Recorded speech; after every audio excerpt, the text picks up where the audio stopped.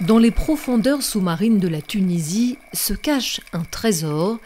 N'imaginez pas un coffre rempli de pièces d'or, non. Le trésor, ce sont ces herbes aquatiques qu'on appelle posidonies.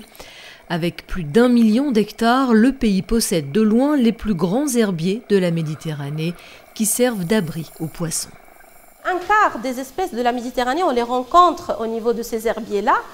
Le pêcheur, il trouve les espèces à valeur économique importante dans ces herbiers. Les herbiers vont protéger les plages contre l'érosion. Elles vont aussi améliorer la qualité de l'eau avec la transparence et donc attirer plus de touristes.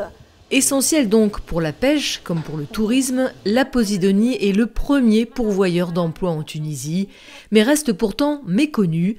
Une fois échouée sur les plages sous forme de banquettes, elle reste trop souvent considérée comme un déchet et donc évacuée à coups de bulldozer, avec beaucoup de sable au passage, ce qui accélère l'érosion du littoral, alors que justement ces banquettes protègent la côte de la houle. La côte et la régression des côtes tunisiennes qui va affecter directement le secteur du tourisme est relié à l'existence et la présence de ces banquettes de posidonie qui protègent nos côtes. Et si demain on n'a plus de banquettes, on risque d'avoir des problèmes économiques plus graves que celles qu'on voit actuellement. Refuge pour les poissons, la posidonie est aussi un formidable producteur d'oxygène. Les herbiers marins absorbent 3 fois plus de carbone qu'une forêt.